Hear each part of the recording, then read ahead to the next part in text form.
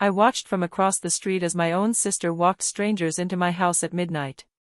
My hands were shaking so badly I almost dropped my phone.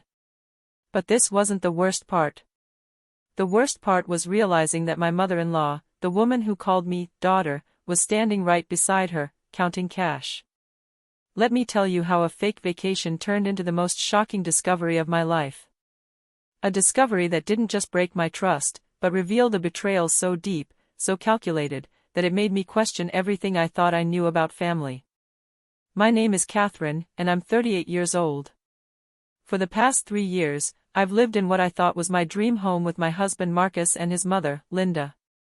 My younger sister Emma had been staying with us for the past year after she lost her job. I thought I was helping family. I thought I was being kind. How stupid I was. The house itself was my pride and joy. Marcus and I bought it 5 years ago, right after we got married. It's a beautiful 4-bedroom colonial in a quiet neighborhood in Portland.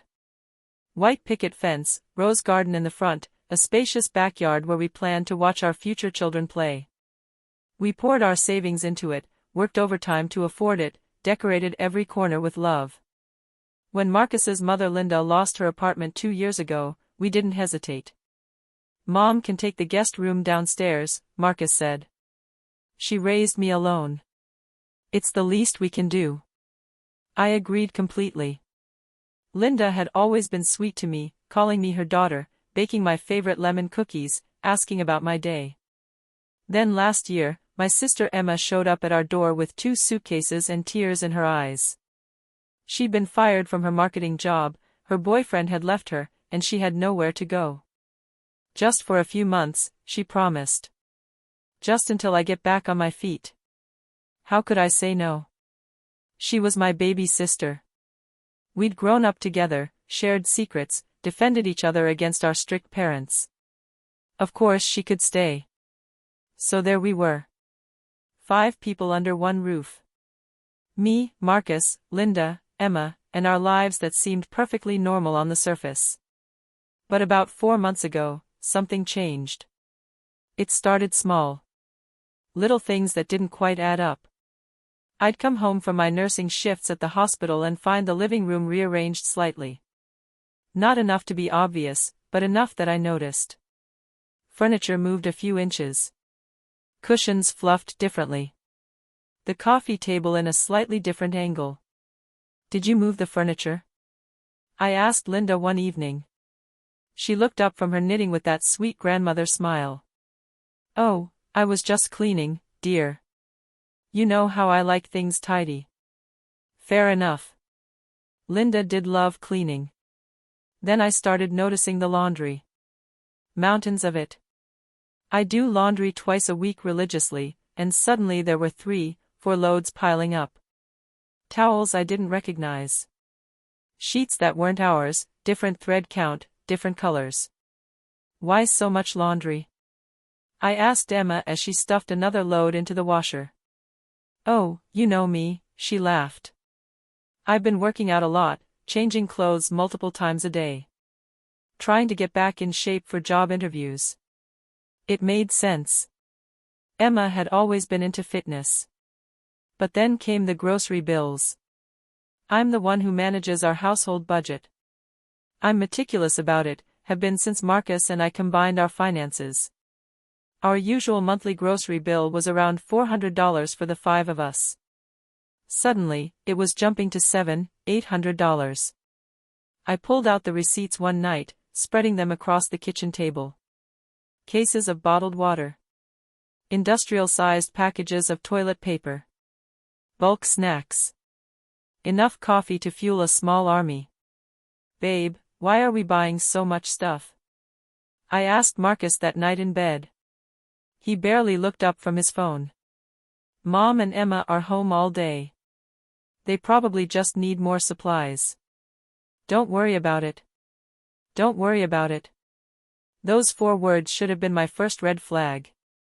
Then came the noises at night. I work night shifts twice a week at Portland General Hospital. I'm a registered nurse in the ICU, and the overnight shifts pay better. I'd leave the house around 10 p.m. and return around 7 the next morning.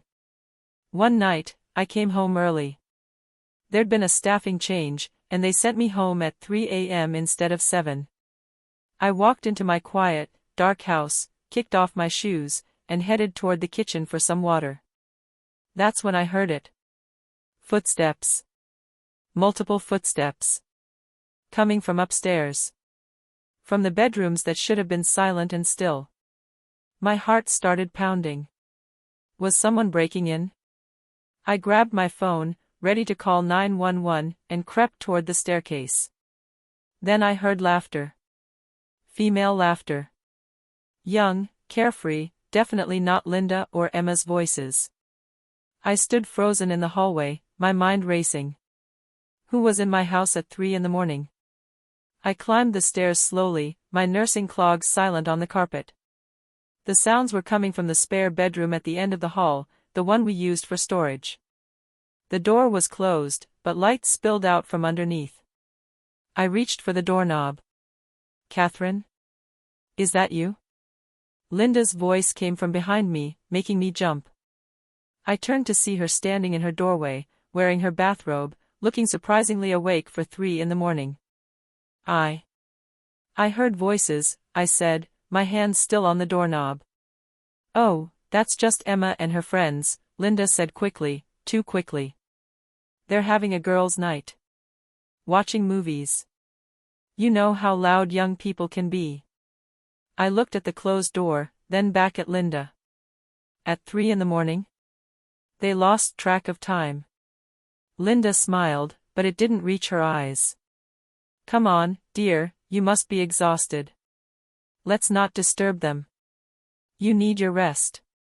She gently guided me back toward my bedroom, her hand on my elbow, steering me away. And like a fool, I let her. But I couldn't sleep. I lay in bed next to Marcus, who was snoring peacefully, and stared at the ceiling. Girls' night at 3 a.m. on a Wednesday? In our storage room? With people whose voices I didn't recognize? The next morning, I checked the storage room. It was locked. Since when did we lock that room? Emma, do you have the key to the storage room? I asked her at breakfast. She was eating cereal, scrolling through her phone. Oh, I think Linda has it. We moved some stuff around in there, didn't want it to get messy. What stuff? Emma shrugged. Just organizing. You know, making space. Linda's really into organizing lately. Over the next few weeks, I started paying closer attention. Really watching. And the more I watched, the more wrong things felt. Linda and Emma were always whispering. They'd be chatting normally in the kitchen, and the moment I walked in, they'd stop abruptly. Change the subject. Start talking about the weather or what to make for dinner. What were you talking about? I'd ask. Nothing important, Emma would say with a bright smile. Just boring stuff. My husband Marcus noticed nothing. Or maybe he did and didn't care. He was always so trusting of his mother, so protective of family. Whenever I tried to bring up my concerns, he'd dismiss them. You're working too hard, Kat, he'd say. The night shifts are stressing you out.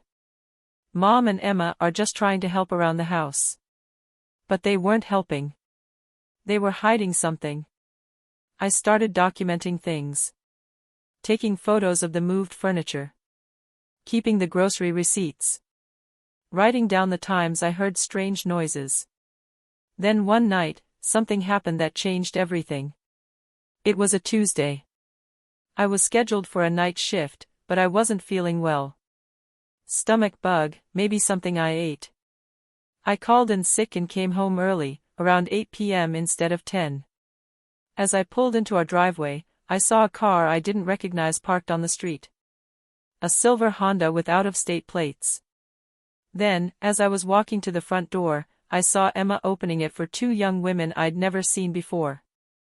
They were carrying overnight bags. Emma saw me and her face went white. Kat. You're home early. I'm sick, I said slowly, watching the two strangers walk into my house like they owned the place. Who are they? Friends, Emma said quickly. Just friends visiting for the night. Last-minute thing.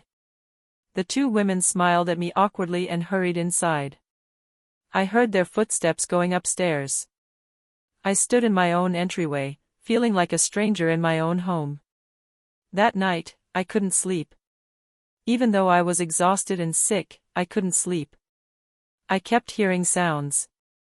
Doors opening and closing. Water running in bathrooms that should have been empty. Muffled conversations through walls. At 2 a.m., I got up to get some water. As I passed the storage room, I saw light under the door again. And this time, I heard something that made my blood run cold. The unmistakable sound of cash being counted. That crisp, paper shuffling sound. Lots of it. I pressed my ear against the door. 300 for the weekend, I heard Linda's voice say. Plus the deposit. Perfect, a male voice I didn't recognize responded. Same room as last time? Yes, end of the hall. Fresh sheets, clean towels. Bathroom is shared but private. My heart was hammering so hard I thought it would burst out of my chest. They were renting out my house. My own mother-in-law and my own sister were running some kind of rental operation in my home. I backed away from the door, my mind reeling. How long had this been going on? How many strangers had been sleeping in my house? How much money had they made? I went back to bed, but I didn't sleep. I lay there in the dark, planning. I couldn't confront them yet. I needed proof. Real, solid proof that even Marcus couldn't deny. The next morning, I called my best friend Jennifer at work. Jen, I need your help with something crazy, I said, keeping my voice low even though I was alone in my car. Jennifer and I have been friends since nursing school. She's the only person I trust completely. I told her everything, the noises, the strangers, the cash counting. Kat, that's insane, she said. Are you sure? I'm positive. But I need to catch them in the act. I need evidence. Jennifer was quiet for a moment. What are you going to do? I'm going to fake a trip, I said. I'm going to tell them I'm going away for a few days. And then I'm going to watch. The plan started forming in my mind like pieces of a puzzle clicking into place. If Linda and Emma were running an illegal rental operation in my house, they'd be most active when they thought I was gone. I needed to make them comfortable. Confident. Careless. That evening at dinner, I made my announcement. I'm going to Seattle this weekend, I said casually, passing the mashed potatoes to Marcus. There's a nursing conference I signed up for months ago. 3 days, Friday through Sunday. Marcus looked up from his plate. This weekend? I thought we were going to finally paint the living room. I know, babe, I'm sorry. But this conference has some great sessions on ICU protocols. It'll look good on my resume. I squeezed his hand. We can paint next weekend. I watched Linda and Emma carefully. Linda's fork paused halfway to her mouth for just a second. Emma's eyes flickered to Linda, then back to her food. It was quick, subtle, but I saw it. Seattle sounds lovely, Linda said with her trademark warm smile. You deserve a break, Catherine. You work so hard. Yeah, Kat, that's great, Emma added, her voice a pitch higher than normal. You should totally go. Have some fun. The enthusiasm in their voices made my stomach turn. They were happy I was leaving. I'll leave Friday morning, I continued. Early, probably around 6 a.m. Don't want to hit traffic. We'll take care of everything here, Linda assured me, reaching over to pat my hand. Don't worry about a thing. Don't worry about a thing. The same words, the same tone. It made my skin crawl. That night, I texted Jennifer, plan is in motion. Need a place to watch from this weekend. Her response came immediately, my apartment has a view of your street. You can set up at my place. I've got cameras too if you need them. Jennifer lived 3 houses down from us. Perfect positioning. The next few days, I played my role perfectly. I packed a suitcase in full view of everyone. Talked excitedly about the conference sessions. Asked Marcus to water my plants while I was gone. I even printed out a fake conference schedule and left it on the kitchen counter where Linda and Emma could see it. Meanwhile, I was preparing differently. I bought a small camera system from Amazon, the kind with night vision and mobile app connectivity. Jennifer helped me figure out how to set them up discreetly around her apartment to get the best views of my house. On Thursday night, I did something risky. While everyone was asleep, I snuck out to Jennifer's place and we positioned the cameras. One pointed directly at my front door. Another at the side entrance. A third at the driveway. "Are you sure about this?" Jennifer whispered as we adjusted the angles. "What if you see something really bad?" "Then at least I'll know the truth," I said. Jennifer looked at me with concern in her eyes. "Kat, if they're really doing what you think, this could destroy your family." "They already destroyed it," I replied quietly. "I just need to prove it." Friday morning arrived. I woke up at 5:30, made a big show of getting ready, dragging my suitcase downstairs, checking and rechecking that I had everything. Marcus drove me to the train station. He kissed me goodbye, told me to have fun, to learn a lot. He had no idea what I was about to uncover. "Love you, babe," he said. "Love you too," I replied, and I meant it. Marcus wasn't part of this. He was a good man, just too trusting. Too blind to what his mother and my sister were capable of. I watched him drive away, then I immediately called a rideshare to take me back to Jennifer's apartment. The driver looked confused when I asked him to take me just a few blocks, but I paid him well to ask no questions. Jennifer was waiting for me with coffee and a determined expression. "Welcome to Spy Central," she said, gesturing to her living room where she'd set up a monitor showing all 3 camera feeds. "Your house is now under surveillance." I sat down in front of the screen, my heart racing. "How long do you think until something happens?" "Based on what you've told me, I'd say by tonight." She was right. At first, nothing seemed unusual. Linda and Emma moved around the house normally. Linda watered the garden. Emma sat on the porch with her laptop. Marcus left for work around 8:30, same as always. But around 10 a.m., something changed. A white van pulled up in front of my house. 2 men got out, both carrying toolboxes. Emma met them at the door, smiled, let them in. "Who are they?" Jennifer asked. "I have no idea," I said, zooming in with the camera. "But they look like contractors." For the next hour, we watched those men work. They went in and out of the house, carrying materials. At one point, I saw them installing what looked like a keypad lock on the storage room door. "They're upgrading," Jennifer said. "Making it more professional." My hands clenched into fists. More professional. They were turning my home into a business. The men left around noon. Emma paid them in cash, I could see the stack of bills from the camera. Then around 2 p.m., Linda went out. She was gone for about an hour, and when she came back, she was carrying shopping bags from Target and Bed Bath & Beyond. Through the camera, I watched her unload new sheets, towels, toiletries. The basics you'd find in a hotel room. "Oh my God," I whispered. "They're really doing this." Jennifer squeezed my shoulder. "Keep watching. The real action will be tonight." She was absolutely right. Around 6 p.m., Emma and Linda were busy inside. I could see them through the windows, moving quickly, purposefully.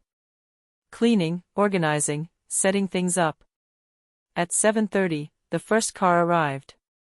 It was a couple in their mid-20s, laughing, holding hands. They pulled up in a blue Mazda, got out with a small suitcase. Emma opened the door before they could even knock, greeting them with a professional smile. I zoomed in on my phone's camera app, my hands shaking. I watched the young man hand Emma cash. Watched her count it quickly. Watched her welcome them inside like they were checking into a hotel. "That's one," Jennifer said grimly. 20 minutes later, another car. This time, 3 college-aged kids, probably visiting for the weekend. Same routine. Cash exchange. Professional greeting. Inside they went. 2, Jennifer counted. At 8:30, a single man in his 40s. Business trip, probably, judging by his suit and briefcase. 3. By 9 p.m., there were 4 different groups of people, totaling 8 strangers, walking around my house like they owned it. I watched Linda playing hostess, offering refreshments, explaining where things were. I watched Emma managing the logistics, checking people in, collecting money. They had a system. A practiced, efficient system. "How long do you think they've been doing this?" Jennifer asked. "Months," I said, my voice hollow. All those strange noises, all the extra laundry, the huge grocery bills. It all makes sense now. We kept watching. Around 10 p.m., Marcus came home. I watched him walk inside, probably wondering why there were so many unfamiliar cars on the street. But I knew Linda would have an explanation ready. Friends visiting Emma. A small gathering. Something plausible enough that he wouldn't question it. My husband was being played just like I had been. At 11 p.m., most of the guests retired to their rooms. The house quieted down. Jennifer suggested we take shifts sleeping, but I couldn't sleep. I just sat there, staring at the screen, watching strangers move through my home. And then, at midnight exactly, something happened that made everything even worse. The side door of my house opened. Linda stepped out, and she wasn't alone. With her was a man I'd never seen before, maybe 55 years old, wearing expensive clothes and carrying a leather briefcase. They walked quickly to the backyard, glancing around nervously. The camera angle wasn't perfect, but I could see them heading toward our garden shed. "Can you see them?" Jennifer asked, leaning closer to the screen. "Barely. They're going to the shed." We watched as Linda unlocked the shed. They disappeared inside. A light turned on. Through the small shed window, I could see their silhouettes, their hands moving, papers being passed back and forth. "What are they doing?" Jennifer whispered. "I don't know, but I'm going to find out." "Kat, no. You can't." "Watch the monitor," I said, grabbing my coat. "If anything happens, call me immediately." Before Jennifer could stop me, I slipped out of her apartment. The street was dark and quiet. I moved carefully, staying in the shadows, my heart hammering in my chest. I crept along the fence line until I reached the back of my property. The shed's small window glowed like a beacon. I could hear their voices now, muffled but audible. I pressed myself against the shed's wooden wall, right below the window, and listened. "The inspections are scheduled for next month," the man's voice said. "You need to be prepared. If code enforcement comes by and finds you running an illegal lodging operation." "We'll be ready," Linda interrupted. "We've been careful. No complaints from neighbors. Everything looks residential." "It's not about looks, Linda. It's about permits, licenses, taxes. What you're doing is highly illegal." "That's why we need your help," Linda said, and I heard the desperation in her voice. "You said you could make the paperwork look legitimate." The man sighed. "I can create shell LLCs, file the necessary documents, make it appear that this is a registered vacation rental. But it's going to cost you." "How much?" $10,000. Up front." There was a pause. Then Linda spoke again. "We'll have it by next week." "Good. And what about the owner? Your daughter-in-law?" My breath stopped. "Catherine is clueless," Linda said, and the contempt in her voice made my blood boil. "She works night shifts constantly. She's never home. And when she is, she's too tired to notice anything. She's simple. Simple. She called me simple. What about your son? The man asked. Marcus is even worse, Emma's voice joined in. I hadn't realized she was there too. He believes everything his mother tells him. Mom has him completely wrapped around her finger. They all laughed. Standing in my shed, plotting to steal my home, and they laughed at us. Once we get the documentation, Linda continued, we're going to make the operation official. Rebrand it as a vacation rental property. We've already been making excellent money, about $4,000 a month net profit. With proper marketing, we could double that. And Catherine? The man asked again. There was a long pause. Then Emma spoke, and her words froze me to my core. We've been looking into having her declared mentally incompetent. The world tilted. Excuse me, the man said. She's been acting erratic lately, Emma continued, her voice cold and calculated. Paranoid. Accusing us of things. Missing work. Not sleeping. A good lawyer could make a case that she's suffering from some kind of breakdown. And once she's declared incompetent, Marcus would get power of attorney. And Marcus does whatever Linda tells him. That's a serious accusation, the man said, sounding uncomfortable. It's necessary, Linda replied firmly. This house is in both Catherine and Marcus's names. We need Catherine out of the picture. Legally. Cleanly.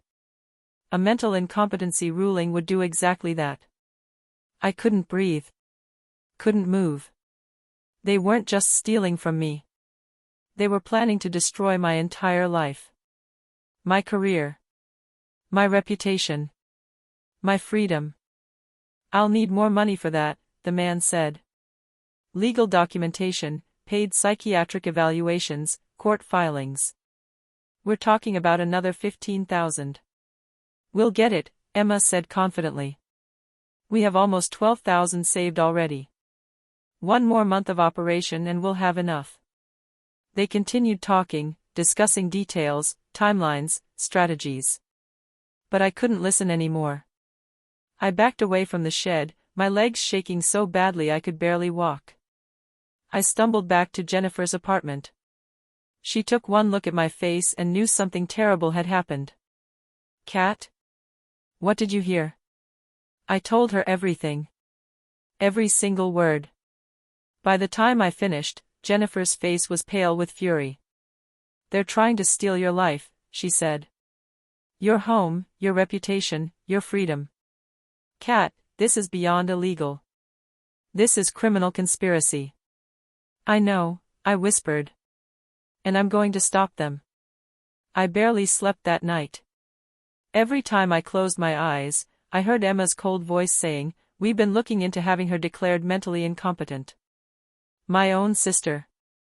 The person I'd protected growing up, defended against bullies, helped through her darkest times. She was planning to have me declared insane. But rage wouldn't help me now. I needed to be smart. Strategic. I needed evidence so overwhelming that even Marcus couldn't deny what was happening. Saturday morning, Jennifer made us strong coffee and we planned our next moves. First, Jennifer said, pulling up her laptop, we need to document everything from last night. I recorded all the camera feeds. We have footage of every guest checking in, every cash transaction. That's good, but it's not enough, I said. We need financial records. Proof of how much money they've made. And we need that man's identity. The one Linda met with. Jennifer nodded. I got a partial license plate from the camera. I can run it through a friend who works at the DMV. She typed quickly. As for financial records, do you have access to the shed? I have keys to everything, I said. It's my house. Then tonight, after the guests check out, you need to get into that shed and photograph everything you find. The thought of sneaking around my own property made me feel sick, but she was right. I needed hard evidence. We spent the day watching the monitors. More guests arrived throughout Saturday. By evening, I counted 10 different groups of people, nearly 20 strangers total, all paying cash to sleep in my house. I did the math in my head. If Linda and Emma were charging even just $50 a person per night, that was $1,000 in a single day. Multiply that by the weekends alone, and they'd been making $4,000 to $5,000 a month. Just like Linda had said. They've probably made close to $20,000, Jennifer said, echoing my thoughts. Maybe more if they've been running this for months. $20,000. Stolen. From my home. While I worked night shifts at the hospital, exhausted, trying to save lives, they were running a criminal enterprise under my roof. Around 6 p.m., Marcus called me. "Hey, babe, how's the conference?" My heart clenched. He sounded so normal, so trusting. "It's great," I lied. "Really informative sessions." "How's home?" "Good, good. Mom made her famous pot roast. Emma's friends are visiting again though. The house is pretty crowded." Emma's friends. The lie came so easily to him now. Linda had trained him well. "That's nice," I said, forcing cheerfulness into my voice. "I'll be home tomorrow evening. Can't wait. Love you, Kat." "Love you too." I hung up, tears burning in my eyes. Jennifer hugged me tight. "We're going to fix this," she promised. "We're going to make them pay for everything they've done." As Saturday night turned into Sunday morning, we watched the guests check out one by one. Linda and Emma were up early, changing sheets, cleaning rooms, erasing all evidence. By 9 a.m., the house looked completely normal again. Like nothing had ever happened. This was the pattern, I realized. They'd run their operation Friday through Sunday, then clean up before the work week started. Before I came home. Before Marcus could notice. "Now's your chance," Jennifer said. "They're probably tired. They'll be careless." I waited until I saw Linda and Emma both go upstairs. Then I quietly let myself out of Jennifer's apartment and crept toward my house. My hands were shaking as I used my key to open the back gate. I felt like a criminal, sneaking around my own property. The irony wasn't lost on me. The shed padlock was the old one, thank God. They hadn't changed it yet. I unlocked it and slipped inside, closing the door behind me. The shed was my husband's domain. Tools on the walls, a workbench in the center, boxes of supplies stacked in the corner. But now there was something new. A filing cabinet. Brand new, still had the price tag on it. I pulled out my phone, turned on the flashlight, and opened the first drawer. What I found made my blood run cold. Folders. Dozens of folders. Each one labeled with dates and names.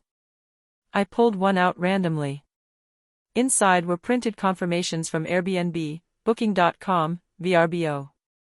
My house was listed on every major rental platform under fake names. Pine View Cozy Retreat, one listing was called. 4 bedrooms, 3 bathrooms, sleeps up to 12 guests. The photos showed my living room, my kitchen, my backyard. But they'd staged it, made it look like a charming vacation rental. The reviews were glowing. Amazing host. Clean and comfortable. Perfect location. 5 stars across the board. I felt sick. I photographed everything. Every listing, every confirmation, every review. My phone's camera clicked rapidly, documenting the evidence. The second drawer held the financial records. A leather ledger book, like something out of an old accounting office. Inside, in Emma's neat handwriting, were columns and columns of numbers. Date. Guest name. Amount paid. Expenses. Net profit. I flipped through the pages, my horror growing with each entry. They'd been running this operation for 7 months. 7 months. Starting just 2 months after Emma moved in. The total net profit, carefully calculated at the bottom of the last page, was $28,450.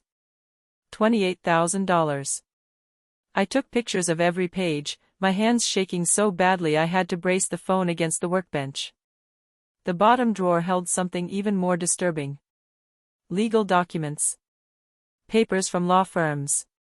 And there, in a manila envelope marked, confidential, I found exactly what Linda had mentioned. Psychiatric evaluation request forms with my name on them. Documents about mental competency hearings. A draft petition to the court requesting that Marcus be granted emergency guardianship over me due to my deteriorating mental state. They'd already started the process. There were even fake incident reports that Emma had apparently written. Descriptions of me acting erratically. Forgetting things. Having angry outbursts. All lies, but documented carefully, dated, detailed enough to seem credible. I photographed everything, tears streaming down my face. They'd been planning this for months. While I smiled at them over dinner. While I hugged my sister goodnight. While I called Linda, Mom.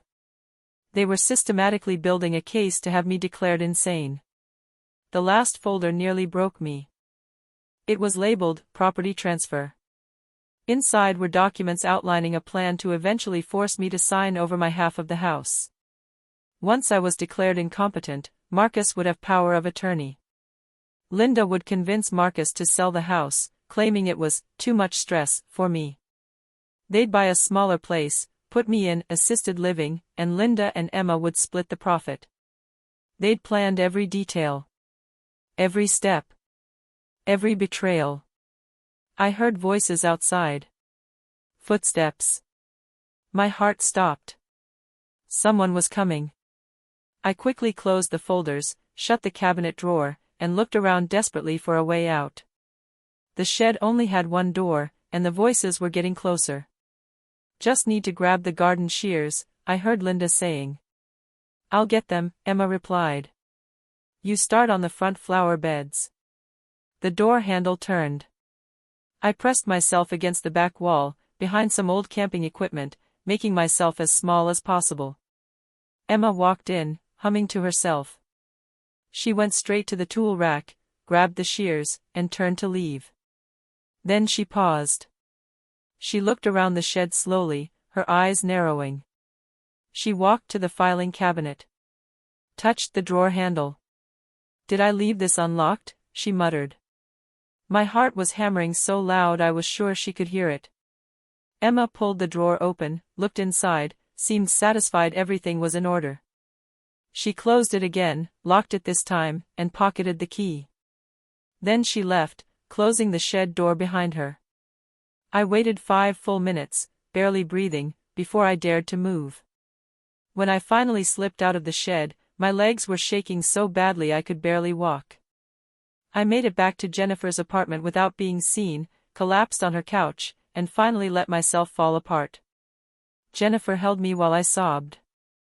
Not sad tears. Angry tears. Betrayed tears. The kind of tears that burn because they come from somewhere deeper than sadness. From a wound so deep you didn't even know you could bleed that way. I have everything, I finally managed to say. All the evidence. The rental records, the financial ledger, the legal documents about having me declared incompetent. Everything. Jennifer pulled back to look at me. Then we need to take this to a lawyer. Tomorrow. First thing. I can't just go to any lawyer, I said. Linda's already got legal people on her side. That man she met with, he was some kind of fixer. Then we go to someone they don't know, Jennifer said firmly. Someone who specializes in elder abuse and fraud cases. I'm not elderly, I said with a bitter laugh. No, but they're using similar tactics. Financial exploitation, psychological manipulation, isolation. There are lawyers who deal with this stuff. My cousin Kate is one of them. She practices in Seattle, but she consults remotely. She's helped people in situations like this. I looked at my friend, this amazing woman who dropped everything to help me. Call her. Jennifer pulled out her phone immediately. Kate? It's Jen.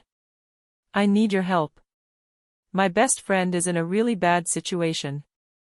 She explained everything in quick, efficient terms. I heard a woman's voice on the other end, asking questions, her tone serious and professional. After 15 minutes, Jennifer hung up. She wants to video call with you in an hour. She's already pulling together a legal team. Kat, she says what they're doing is criminal on multiple levels.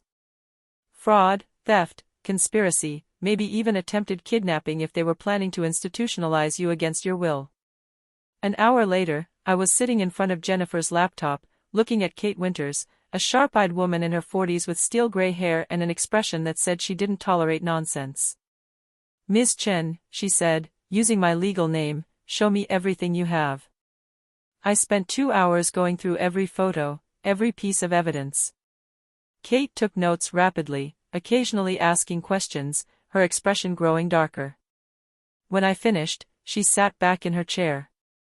This is one of the most calculated fraud schemes I've seen in domestic cases, she said bluntly. Your sister and mother-in-law have committed multiple felonies. Wire fraud for the rental listings. Tax evasion for unreported income. Theft. Conspiracy to commit fraud. And the attempted mental competency case is legally actionable as conspiracy to deprive you of your civil rights. What can we do? I asked. Kate leaned forward. We're going to build a case so airtight they won't be able to wiggle out of it. But Catherine, I need to ask you something important. What do you want the outcome to be? I blinked.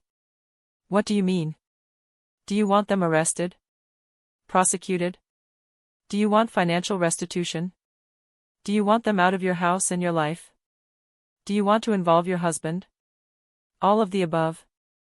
You need to decide what justice looks like for you, because once we start this, there's no going back. I thought about Marcus. My husband who I loved, who'd been manipulated just like me. I thought about the $28,000 they'd stolen.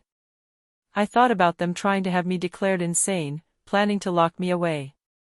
I want them prosecuted, I said firmly. I want every penny back. I want them out of my house. And I want Marcus to know the truth, even if it destroys us. Kate nodded approvingly. Good. Then here's what we're going to do. Kate spent the next hour outlining a plan that was both brilliant and terrifying. We're not going to confront them directly, she explained. We're going to let them think they're winning. Meanwhile, we'll coordinate with law enforcement, the IRS, and local code enforcement. When we strike everywhere at once. How long will that take? I asked. A week. Maybe 2. I need to file the proper paperwork, get warrants, coordinate with the district attorney's office. These things take time to do correctly. A week? I felt panic rising. What if they try to drug me before then? What if they accelerate their plan? That's why you're going to play along, Kate said. You're going to go home tomorrow as planned. Act completely normal. Don't let them suspect you know anything. Can you do that? I thought about facing Emma and Linda, pretending everything was fine, sitting across from them at dinner while knowing they were planning to destroy me. I can do it, I said. Good. And Catherine? Document everything. If they ask you to go to a doctor's appointment, agree, but record everything. I'm having a private investigator I work with install hidden cameras in your house. With your permission, of course. You have it, I said immediately. Jennifer squeezed my hand. You're not alone in this anymore. That night, I barely slept. Tomorrow I'd have to face them. Tomorrow I'd have to be the best actress of my life. Sunday evening came too quickly. Jennifer drove me to the train station, then circled back to drop me at my house, making it look like I'd taken a cab from the station. I stood at my front door with my suitcase, took a deep breath, and put on my brightest smile. Marcus answered the door, pulling me into a huge hug. You're home. How was Seattle? Amazing, I lied, hugging him back. Behind him, I could see Linda and Emma in the living room, both turning to look at me with matching smiles that didn't reach their eyes. Catherine, dear. Linda came over, enveloping me in her perfumed embrace. We missed you so much. Missed you too, Linda. The words tasted like ash in my mouth. Emma hugged me next. How was the conference, sis? I looked into my sister's eyes, these eyes I'd known my whole life, and saw a stranger looking back. Really educational. Learned a lot. Over dinner, they asked questions about the conference. I had my story ready, details I'd researched online, session names I'd memorized. Marcus listened enthusiastically. Linda and Emma nodded along, but I could see the relief in their expressions. They thought their secret was still safe. You look tired, honey, Marcus said, touching my face gently. Long weekend, huh? Exhausting, I agreed. I think I'll turn in early. Good idea, Linda said quickly. Rest up. You've been working so hard lately. I went to bed but didn't sleep. I lay there listening to the house. Around 11, I heard movement. Whispered voices. The familiar sounds of guests arriving. Even with me home, they were continuing their operation. They thought I was asleep, thought I was clueless, thought I was too stupid to notice. Simple. Linda had called me simple. Monday morning, Kate called me while I was at work. The private investigator installed cameras in your house this afternoon. Small ones, hidden in smoke detectors and electrical outlets. They have a 3-week battery life and stream to a secure server. Everything they do is now being recorded. That was fast, I said, impressed. I told you, I have resources. Now, the district attorney is interested in the case. Very interested. The IRS is getting involved because of the unreported income. And code enforcement is preparing for an inspection. We're looking at coordinated action this Thursday. Thursday. 3 days away. What happens Thursday? I asked. Everything happens Thursday, Kate said. Code enforcement will show up for a random inspection. They'll find the illegal rental operation.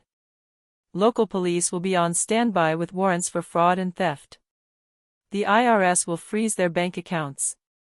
And you'll be safely at my office in Seattle, giving your official statement.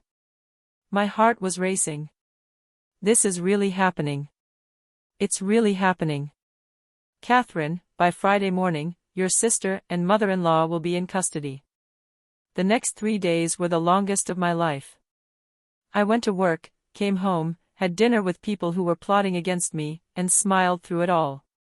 Every night, I watched on the camera app as guests arrived, as cash changed hands, as my home was violated again and again. Wednesday night, something happened that almost broke my resolve. Emma came to my bedroom, knocked softly. Kat?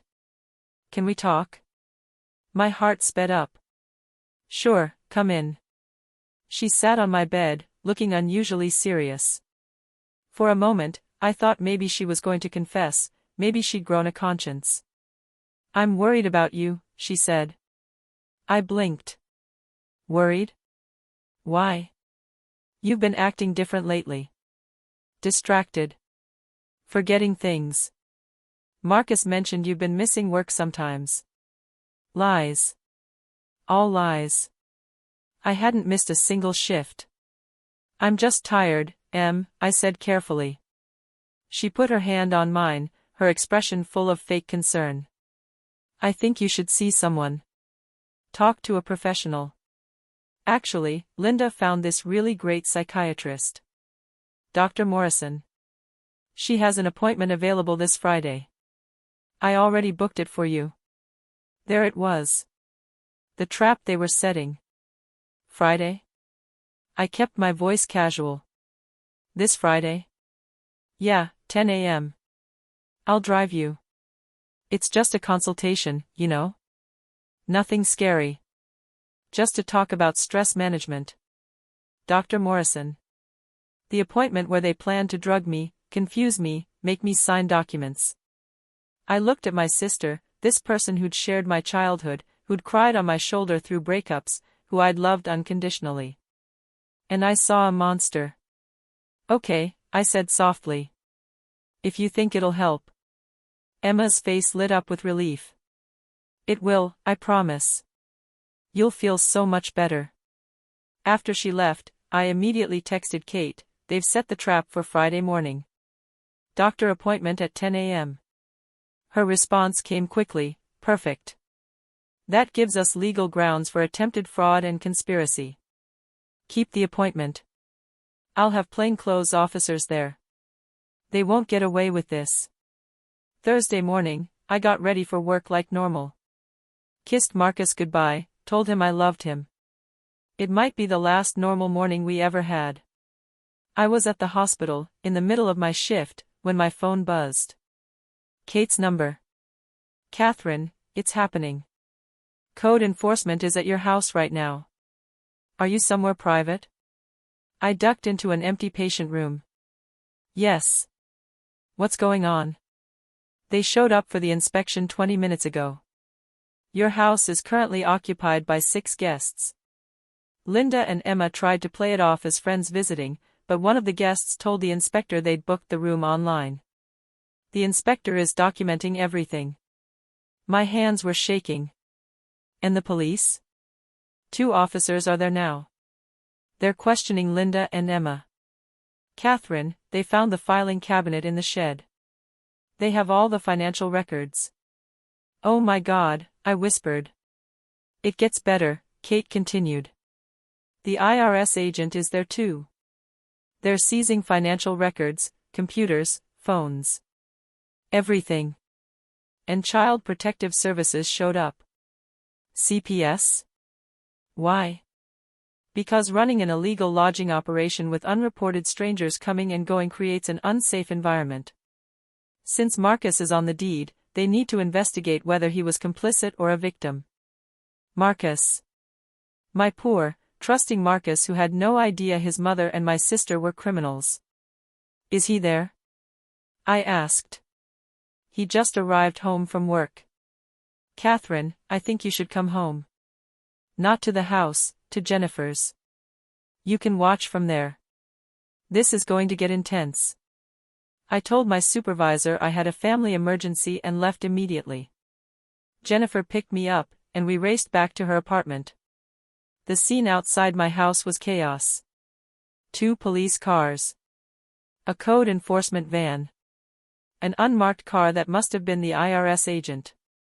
And a growing crowd of neighbors watching the drama unfold. From Jennifer's window, we could see everything. Marcus stood on the front lawn, looking completely lost and confused. A police officer was talking to him, showing him documents. I watched my husband's face go from confusion to shock to horror as he realized what had been happening in his own home. Linda and Emma were on the porch, both in handcuffs. Emma was crying. Linda's face was stony, defiant. They're arresting them, Jennifer said, her voice full of satisfaction. I watched as officers led my sister and mother-in-law to separate police cars. Emma looked around desperately, as if hoping someone would save her.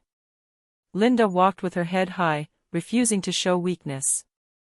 The guests were being escorted out, looking confused and angry. One woman was shouting about getting her money back. A couple was filming everything on their phones. My home, my sanctuary, had become a crime scene. Catherine Chen? A knock on Jennifer's door made us both jump. I opened it to find a detective in a suit, holding a badge. I'm Detective Sarah Mills. I need you to come down to the station to give your statement. The police station was cold, sterile, nothing like the cozy interrogation rooms you see on TV. Detective Mills led me to a small room with a table, 2 chairs, and a camera mounted in the corner. This is just your official statement, she explained kindly. You're not in any trouble. You're the victim here. Victim. The word felt strange. I'd never thought of myself as a victim before. For 2 hours, I told her everything. The strange noises. The excess laundry. The fake trip. The shed. The documents about having me declared incompetent. She recorded it all, occasionally asking clarifying questions, her expression growing more serious. Ms. Chen, what they were planning to do to you, the forced psychiatric evaluation, the fraudulent competency hearing, that's extremely serious. That's beyond financial fraud. That's conspiracy to commit false imprisonment. Will they go to jail? I asked. Almost certainly, Detective Mills said. With the evidence we've collected, the financial records, the testimony from guests, your documentation, the fake psychiatric reports, the DA is building a very strong case. We're talking multiple felonies. They're both looking at significant prison time. Prison. My sister in prison. The reality of it hit me like a physical blow. What about Marcus? I asked. My husband. He didn't know anything. We've interviewed him extensively. He appears to have been genuinely unaware of the operation. We're not pursuing charges against him, but... She paused. Ms. Chen, I have to tell you, he's pretty devastated. Finding out his mother and sister-in-law were running a criminal operation in his house, planning to institutionalize his wife, that's a lot to process. Can I see him? He's in another room. He's asked to speak with you, actually. If you're comfortable with that. I nodded, my heart aching. Detective Mills led me to a different room. Marcus sat there, his head in his hands, and when he looked up at me, his eyes were red from crying. Cat, he whispered. The detective left us alone, closing the door. For a long moment, we just stared at each other. I'm so sorry, Marcus said, his voice breaking. I didn't know. I swear to God, I didn't know. I believed him. Looking at the devastation on his face, I believed him completely. I know, I said softly, sitting across from him. They showed me everything. The rental listings. The financial records. The documents about trying to have you declared insane. His hands were shaking. My mother. My own mother was planning to. He couldn't finish the sentence. He broke down, sobbing. I reached across the table and took his hands. Marcus, this wasn't your fault.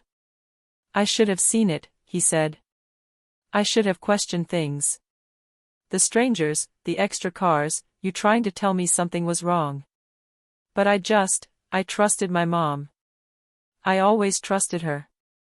She manipulated both of us, I said. She's very good at it.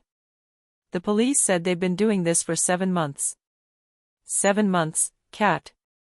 Right under our noses. They made almost $30,000. He looked at me with anguish. Money they stole from us, from our home, while planning to have you locked away so they could keep it all. I know. How did you figure it out? He asked. I told him about the fake trip, the cameras, Jennifer's help, everything I'd discovered. With every word, I watched the man I married process the depth of his mother's betrayal. What happens now? He asked when I finished. Kate, my lawyer, says they'll be formally charged within 48 hours. Arraignment next week. There will be a trial unless they take a plea deal. A trial, Marcus repeated hollowly. My mother on trial. I'm sorry, I said, and I meant it. Despite everything Linda had done to me, I knew this was destroying Marcus. Don't apologize, he said firmly. You didn't do anything wrong. They did. Mom and Emma.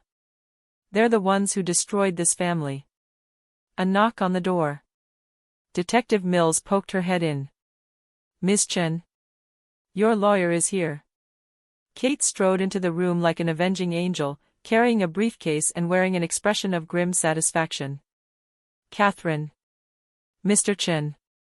She nodded at Marcus. I just spoke with the DA. They're charging both women with conspiracy to commit fraud, theft, operating an illegal business, tax evasion, and conspiracy to deprive Catherine of her civil rights. What kind of sentence are we looking at? Marcus asked. Kate sat down, pulling out documents. If convicted on all counts, Linda faces 8 to 12 years. Emma faces 6 to 10, Slightly less because she was arguably under Linda's influence, though that's debatable given the evidence of her active participation. 8 to 12 years. My mother-in-law, who baked lemon cookies and called me daughter, facing over a decade in prison. There's more, Kate continued. The IRS has frozen their bank accounts and seized approximately $32,000 in cash from various hiding places in your home. That money will be held as evidence, then returned to you as restitution. 32,000?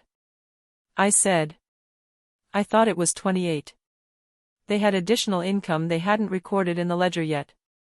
They were getting sloppy, probably because they thought they were close to pulling off their endgame with you. Marcus put his head in his hands again. This is a nightmare. Mr. Chen, Kate said, her voice gentler, I know this is difficult, but you need to consider your own position. You're a victim here too. Your mother defrauded you, stole from you, manipulated you. You might want to consider filing a separate civil suit for damages, emotional distress. I don't want to sue my own mother, Marcus said quietly. I understand. But think about it. She was willing to destroy your wife to get what she wanted. She used your trust, your love for her, as a weapon against both of you. We left the station hours later, exhausted and emotionally drained. Marcus and I went back to Jennifer's apartment. I couldn't face going home yet. Our house felt contaminated, violated. Jennifer had ordered pizza, but none of us could eat. We just sat there in numb silence. What do I tell people? Marcus finally asked. My co-workers, our friends. Everyone's going to know. It'll be in the news. He was right. By morning, local news outlets were running the story. Illegal Airbnb operation busted in Portland home, read one headline. Mother-in-law and sister conspire to defraud woman, plan forced institutionalization, read another. My phone exploded with texts. Friends from nursing school. Colleagues from the hospital. Distant relatives. Everyone wanted to know if I was okay, if the stories were true, if they could help. I turned off my phone. The arraignment was the following Tuesday. Kate advised me not to attend, but I needed to see it. Needed to see them face the consequences of what they'd done. The courtroom was smaller than I expected. Linda and Emma sat at the defense table with their public defenders. They couldn't afford private lawyers, all their money had been seized. They both wore orange jail jumpsuits. Emma looked terrified, her eyes darting around the room. Linda sat ramrod straight, her face a mask. The judge, a stern woman in her 60s, read the charges. The list seemed endless. Fraud, theft, conspiracy, tax evasion, operating an illegal business, conspiracy to deprive civil rights. How do the defendants plead? The judge asked. Emma's lawyer stood. Not guilty, Your Honor. Linda's lawyer stood. Not guilty, Your Honor. Not guilty. After everything, they were going to fight it. The judge set bail at $50,000 each. Neither could make it. They'd remain in custody until trial. As they were let out, Emma looked directly at me for the first time. Her eyes were pleading, desperate. Her lips formed words, I'm sorry. Too late. Much too late. The trial began 6 weeks later. Kate had warned me it would be difficult, that they'd try to paint me as paranoid, as unstable, that they'd claim they were just trying to help with household expenses. They have no real defense, Kate said as we prepared. But they'll try to create reasonable doubt, make the jury sympathize with them. She was right. Emma's lawyer painted her as a victim of Linda's manipulation. A young woman, struggling financially, desperate for her older sister's approval, influenced by a dominant mother-in-law who took advantage of her vulnerability. Linda's lawyer went a different route. An elderly woman, trying to help her son's struggling household, who made some poor decisions but never intended harm. I sat in the courtroom day after day, listening to them twist the truth, listening to character witnesses they'd somehow found talk about what kind, generous people they were. Then came the evidence. Kate presented the rental listings, the financial records, the fake psychiatric evaluation forms. She called guests who testified about paying cash, about the professional operation. She showed the jury photos of the hidden camera footage, Linda and Emma checking people in, collecting money, managing the business with practiced efficiency. But the most damaging evidence was the audio Kate's private investigator had captured before the cameras were installed. The conversation in the shed. Linda and Emma discussing having me declared incompetent, planning to institutionalize me, laughing about how simple and clueless I was.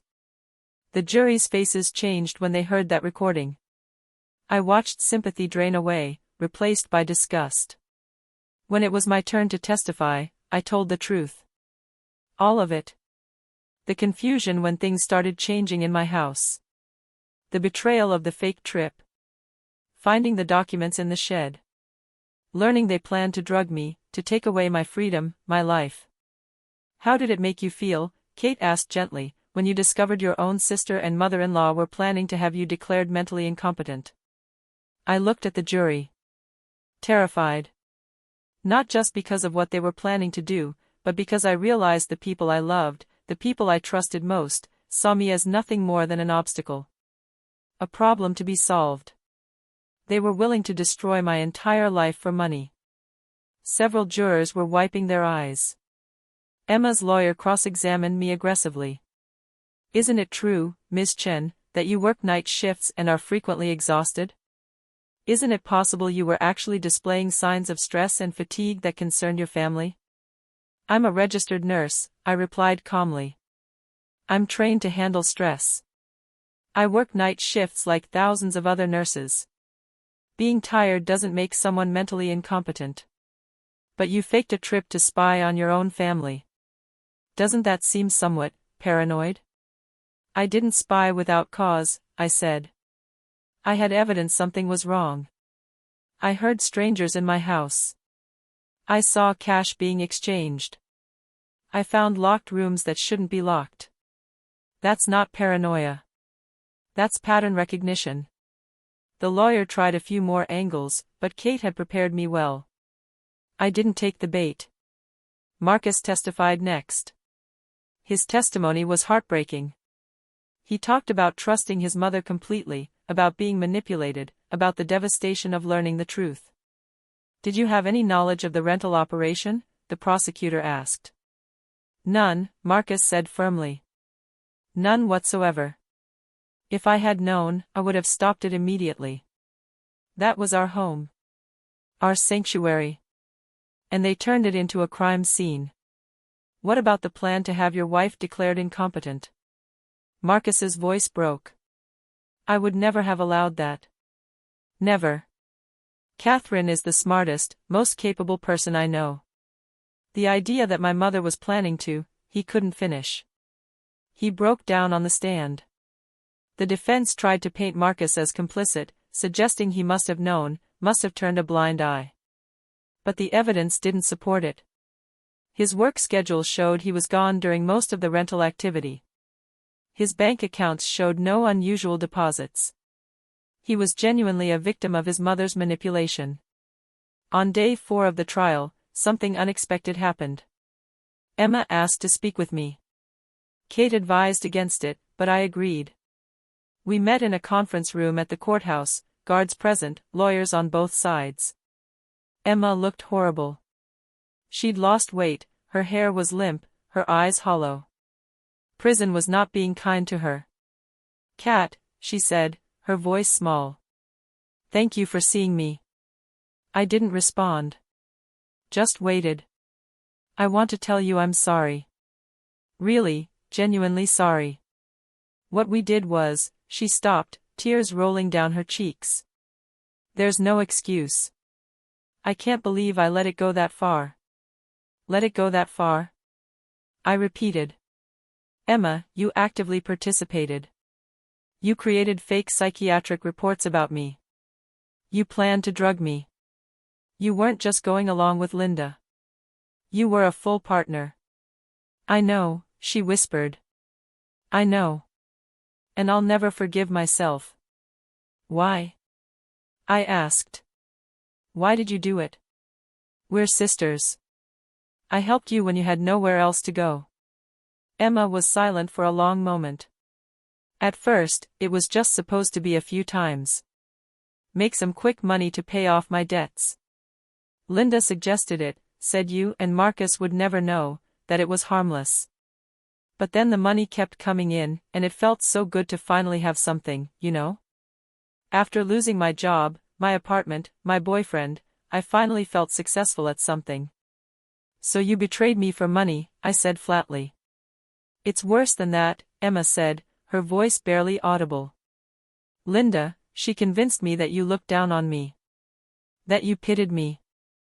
That you thought I was a loser. And I started to resent you. Your nice house, your successful career, your perfect marriage.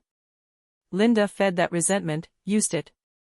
By the end, I wasn't just doing it for money. I was doing it because part of me wanted to take something from you. The honesty was brutal, but I appreciated it more than hollow excuses. And the mental competency thing? I asked. Emma closed her eyes. That was mostly Linda. But I went along with it.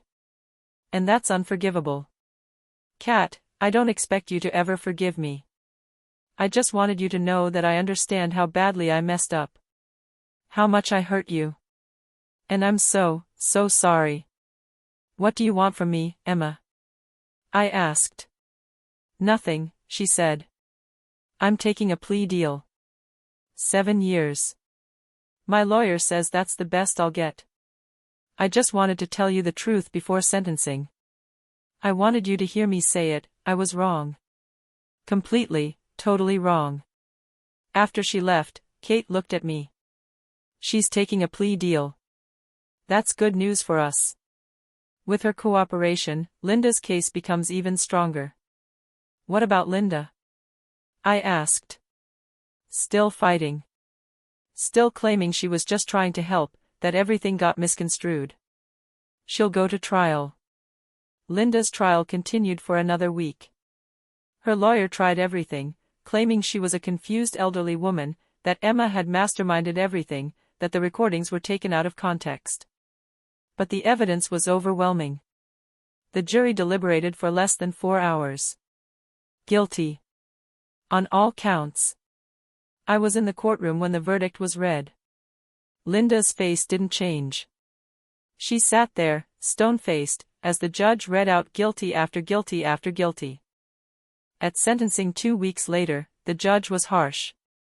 Mrs. Morrison, you didn't just commit financial crimes, the judge said. You systematically plotted to destroy your daughter-in-law's life. You planned to have her institutionalized, to deprive her of her freedom, all for monetary gain. You manipulated your own son. You corrupted a young woman who trusted you. Your actions show a level of calculated cruelty that this court cannot overlook. 12 years in state prison. Restitution of all stolen funds plus damages. 5 years probation after release. And you are permanently banned from contact with the victims. 12 years. Linda would be in her late 70s when she got out. Emma received 7 years, as her plea deal specified. Her lawyer tried to get her less, arguing she'd been manipulated, but the judge wasn't swayed. You were an active participant, Ms. Rodriguez, the judge said to Emma. You created false documents. You helped plan to destroy your own sister's life. 7 years is lenient considering the severity of your crimes. After the sentencing, Marcus and I walked out of the courthouse together. News cameras were everywhere, but we ignored them. It's over, Marcus said quietly. Is it? I asked. Your mother is going to prison for 12 years. My sister for 7. Our family is destroyed. They destroyed it, Marcus said firmly. Not us. They made choices, and now they're facing consequences. That's justice, Kat. 3 months after the trial ended, Marcus and I finally went back to our house. Jennifer had hired a professional cleaning service. They'd deep cleaned everything, replaced all the bedding, shampooed all the carpets. They'd removed every trace of the strangers who'd invaded our home. But when I walked through the door, I could still feel it. The violation. The betrayal. The ghosts of what had happened here. "We don't have to stay," Marcus said gently, watching my face. "We can sell it. Start somewhere new." I walked through each room slowly. The living room where Linda had greeted guests with professional smiles. The kitchen where Emma had collected cash. The storage room where strangers had slept in beds they'd set up without our permission. But I also saw other things. The fireplace where Marcus and I had cuddled during winter storms. The kitchen where we'd cooked our first meal as a married couple. The bedroom where we'd dreamed about our future. "No," I said finally. "This is our home. We're not going to let them take this from us too." Marcus hugged me tight. "Okay. Then we make new memories. Better memories." We spent the next month reclaiming our house. We painted every room. Replaced furniture that had been used by guests. Completely redecorated. It was expensive, but the restitution money covered most of it. The $32,000 seized from Linda and Emma had been returned to us, along with additional damages awarded by the court. In total, we received nearly $50,000. It didn't erase what they'd done, but it helped us rebuild. My relationship with Marcus had changed. The easy trust was gone, replaced by something harder but maybe more honest. We went to couples counseling. He carried guilt for not seeing what his mother was doing, for dismissing my concerns. I carried anger that he'd chosen blind faith in family over listening to his wife. "I should have believed you," he said during one session. "You should have," I agreed. "But I also understand why you didn't. Linda was your mother. You loved her. She weaponized that love." "I'll never forgive her," Marcus said quietly. "Never. She didn't just steal money. She tried to take you from me. She was willing to have you locked away, to destroy your life, just to keep making money. That's unforgivable." "Have you thought about visiting her?" our therapist asked. "No," Marcus said immediately. "I have nothing to say to her. As far as I'm concerned, my mother died the day I learned what she'd done.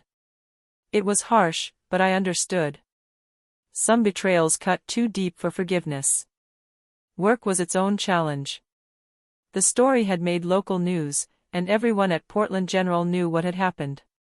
My colleagues were supportive, but I felt their eyes on me. The pity. The curiosity. Catherine Chen, the nurse whose family tried to have her declared insane so they could steal her house. I threw myself into work. Extra shifts. Volunteer committees. Anything to prove I was fine, capable, strong. But I wasn't fine. 6 months after the trial, I started having panic attacks. They'd come out of nowhere. I'd be in the middle of a shift, tending to a patient, and suddenly my chest would tighten, my vision would blur, I couldn't breathe. The hospital referred me to a therapist who specialized in trauma. "What you experienced was a systematic betrayal by the people closest to you," Dr. Reeves explained. "Your sister. Your mother-in-law. They didn't just steal from you financially. They tried to steal your identity, your freedom, your sanity. That's profound trauma." "I should be over it by now," I said. "They're in prison. We got our money back. Justice was served." "Trauma doesn't work on a timeline," Dr. Reeves said gently. "And justice in a courtroom doesn't always heal wounds in the heart." She was right. The panic attacks continued. Nightmares where I was being dragged to a psychiatric hospital, screaming that I was sane but nobody believed me. Dreams where I came home to find strangers living in my house, and when I tried to call the police, they said I was the intruder. "You need to find a way to reclaim your power," Dr. Reeves said. "They tried to take everything from you. You need to prove to yourself that they failed." I thought about that a lot. How did I reclaim my power? How did I prove they hadn't broken me? And then I figured it out. I started writing. At first, it was just journaling. Getting the story out, putting it on paper. But then I kept going, expanding it, adding details, processing the trauma through narrative. A friend suggested I submit it to a magazine that publishes true crime stories. I didn't think they'd be interested, but I sent it anyway. They published it. Betrayed by Family: How My Sister and Mother-in-Law Tried to Steal My Life, came out in a major magazine 8 months after the trial. The response was overwhelming. Hundreds of comments from people who'd experienced similar betrayals. Women whose families had tried to have them declared incompetent to steal inheritances. People whose relatives had exploited them financially. I wasn't alone. My story mattered to people. A literary agent reached out. Would I be interested in expanding the article into a book? I talked to Marcus about it. Are you sure you want to do this? He asked. Putting it all out there publicly? Yes, I said. Because maybe it'll help someone else. Maybe someone reading it will recognize the warning signs before it's too late. I spent the next year writing the book. It was therapeutic in a way I hadn't expected. Every chapter one finished felt like reclaiming another piece of myself that Linda and Emma had tried to steal. Breaking Trust: A True Story of Family Betrayal and Survival, was published 2 years after the trial. It hit bestseller lists. I did interviews, podcasts, speaking events. People wanted to hear how I'd survived, how I'd fought back, how I'd refused to be a victim.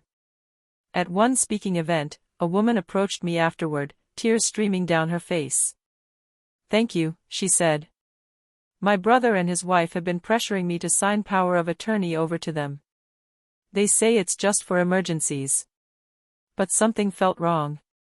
After reading your book, I realized they're planning the same thing. You saved me." That moment made everything worth it. The pain, the trauma, the years of recovery. If my story could save even one person from what I went through, it was worth it. Emma wrote to me from prison. Letters that came regularly, filled with apologies and explanations. I didn't respond to the first dozen. But eventually, I read one all the way through. "Dear Kat, I know you probably throw these away without reading them. I don't blame you. But I keep writing because it's the only thing I can do from in here. I've been in therapy. The prison offers counseling, and my therapist has helped me understand how I let greed and resentment poison me. How I let Linda manipulate me, yes, but also how I made my own choices. I chose to betray you. I chose money over sisterhood. I think about that night you came home early and I had to explain away those guests.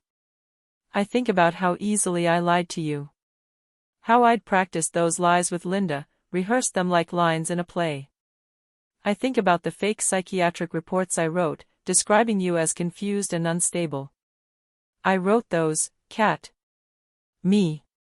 Your sister who you protected from bullies in middle school. Your sister who you let live in your house when I had nowhere else to go. I have 5 more years in here. 5 years to think about what I did. 5 years to carry the weight of knowing I tried to destroy you. I'm not asking for forgiveness. I know I don't deserve it. I just want you to know that I remember who you were to me before I ruined everything. You were my hero. My big sister who always had my back. And I threw that away for money that's long gone and a woman who turned out to be a monster. I'm sorry. I'll be sorry for the rest of my life. Emma. I showed the letter to Dr. Reeves during our session. How does it make you feel? She asked. Sad, I admitted.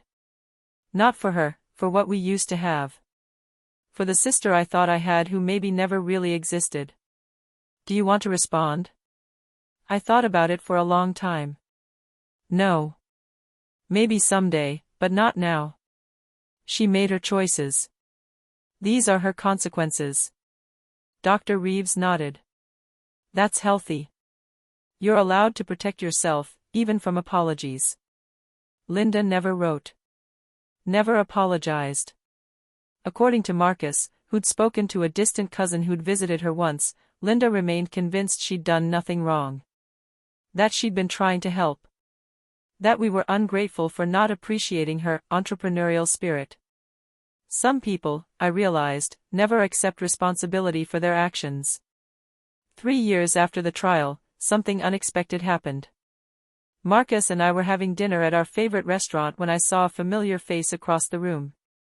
It took me a moment to place her, one of the guests. One of the young women who'd rented a room in our house during that nightmare weekend when I was watching from Jennifer's apartment. Our eyes met. She went pale, clearly recognizing me too. After a moment's hesitation, she got up and walked over to our table. "Ms. Chen," she said tentatively. "I don't know if you remember me. I stayed at your house. Before everything came out." "I remember," I said carefully. "I just wanted to say," she twisted her hands nervously. "I had no idea. When I booked on Airbnb, it looked like a legitimate rental. When the police showed up that night and explained what was happening, I felt sick. I testified at the trial, if you remember. I'm so sorry for being part of what happened to you, even unknowingly." I studied her face. She was genuinely distressed. "It wasn't your fault," I said. "You were a customer. You didn't know they were running an illegal operation in someone else's home without permission." "Still," she said. "I can't imagine how violated you must have felt. Finding out strangers like me were sleeping in your house. Thank you for saying it wasn't my fault, but I wanted you to know I'm sorry anyway." After she left, Marcus reached across the table and took my hand. "You handled that with a lot of grace," he said. "She didn't do anything wrong," I replied. "She was a victim of their scam too, in a way. Everyone who booked those rooms thinking they were legitimate rentals." "You've changed," Marcus observed. "You're stronger now. Different." He was right. The Catherine who'd faked that trip 3 years ago, scared and confused, hiding in her friend's apartment, that version of me didn't exist anymore. I'd been forged in fire, tempered by betrayal, and had come out harder. Scarier to some people, maybe. But stronger. More sure of myself. I'd learned to trust my instincts. To not dismiss my concerns as paranoia. To understand that sometimes the people you love most are capable of the worst betrayals.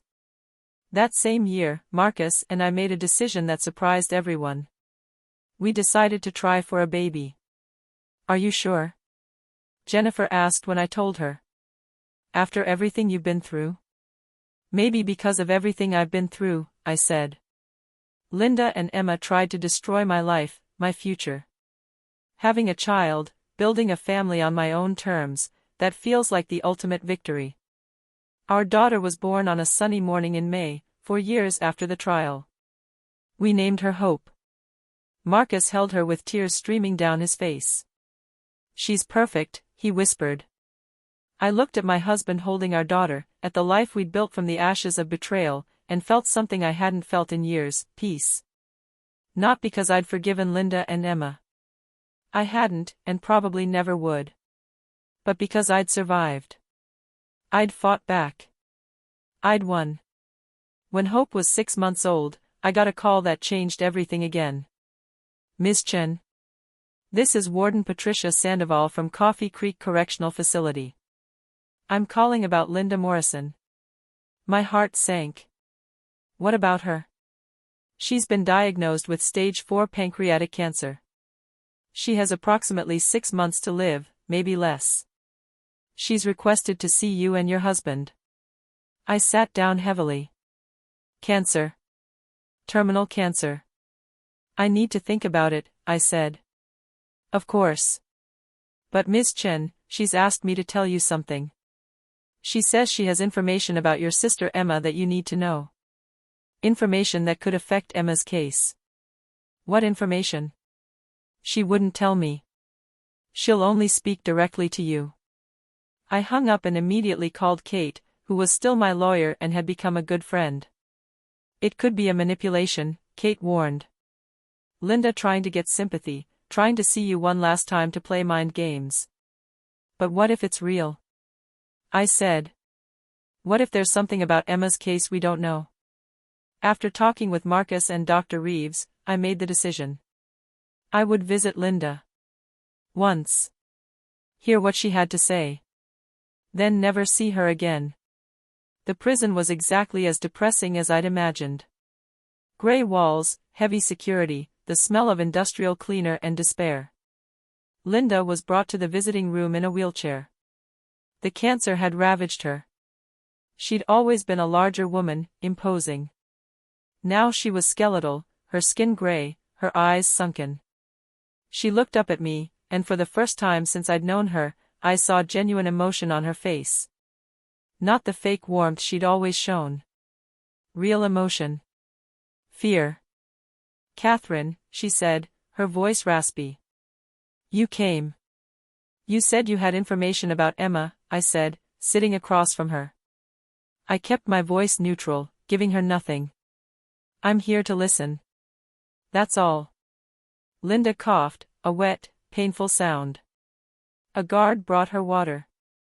"I'm dying," she said unnecessarily. "I know. I've had a lot of time to think. For years in here. About what I did. About why I did it." "I don't need your excuses," I said. "If that's all." "No," Linda interrupted. "Please. Just listen. Then you can leave and never think about me again." I crossed my arms but stayed silent. "Everything they said at trial was true," Linda began. "I ran the rental operation. I convinced Emma to help.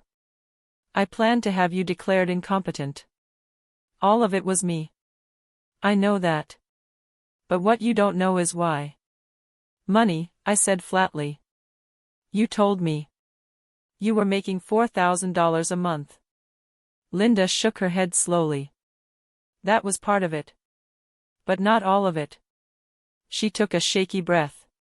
"Marcus's father, my husband, he had a gambling problem. Before he died, he racked up enormous debts. Over $100,000. Debts that were still in my name." I blinked, genuinely surprised. Marcus had never mentioned this. "Marcus doesn't know," Linda continued, reading my expression. "His father died when he was young. I protected him from the truth. But those debts followed me my whole life. I'd been paying them down slowly, but then I lost my apartment, lost my savings. I was drowning." "So you decided to steal from us," I said, refusing to let sympathy creep in. "Yes," Linda admitted. "But there's more. Emma, she came to me with the rental idea first. Not the other way around." I stared at her. "What?" "Emma saw a news story about people running illegal Airbnbs and making tons of money. She came to me, told me she'd seen how big your house was, how many empty rooms you had. She said you'd never notice if we were careful. She said you looked down on her, that you pitied her, that it would serve you right." My chest tightened. "You're lying. At the trial, Emma said you manipulated her." "We both manipulated each other," Linda said. "Emma wanted money and revenge. I wanted money to pay my debts. We fed each other's worst impulses. But Catherine, the mental incompetency plan, that was all Emma. She brought me the forms. She wrote the fake psychiatric evaluations. She found the corrupt doctor." "No," I said, shaking my head. "Emma apologized. She took responsibility. She took responsibility for what she thought would get her a lighter sentence," Linda said. "She played the victim of my manipulation because her lawyer told her to. But I'm dying, Catherine. I have nothing to gain from lying anymore. Emma orchestrated most of it. I went along because I needed the money. But the cruelty? The plan to destroy you completely? That was your sister." I felt sick. "Why are you telling me this?" "Because Emma's up for parole review in 2 years. She's been a model prisoner. Her lawyer's building a case that she was coerced, manipulated by me. And if you and Marcus don't contest it, she'll probably get out early." Linda leaned forward. "She's going to come after you again, Catherine. Maybe not right away. But eventually. Because in her mind, you're the reason her life fell apart. Not her choices. You're trying to turn me against my sister, I said. One last manipulation. Am I? Linda challenged. Think about it. Who suggested locking the storage room? Who changed the locks? Who created those fake psychiatric reports with such specific, detailed lies about your behavior? Who knew your schedule well enough to coordinate everything around it? I thought back. The details Linda was mentioning, Emma had been involved in all of them. Heavily involved. After the trial, Linda continued, Emma wrote you letters, right? Apologizing, explaining, asking for forgiveness eventually. Yes, I admitted. Did she ever take full responsibility? Or did she always mention me? Linda convinced me, Linda manipulated me, I went along with Linda's plan. Making sure you remembered she was supposedly the victim. My mind raced through Emma's letters. Linda was right.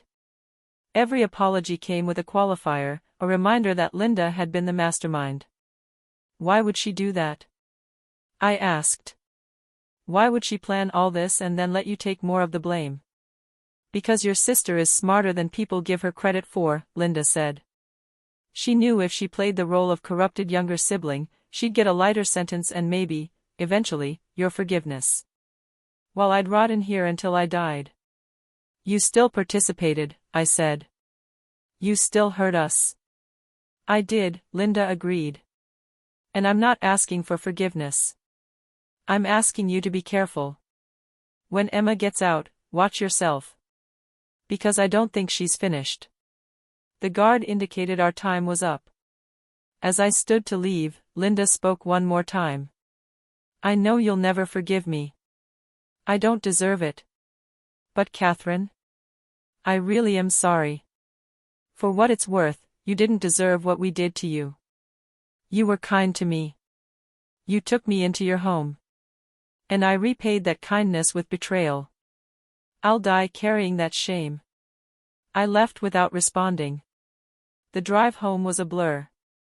I kept thinking about Linda's words, trying to separate truth from potential lies. Was she really telling the truth, or was this one final manipulation? When I got home, Marcus was feeding Hope her bottle. He took one look at my face and knew something was wrong. I told him everything Linda had said.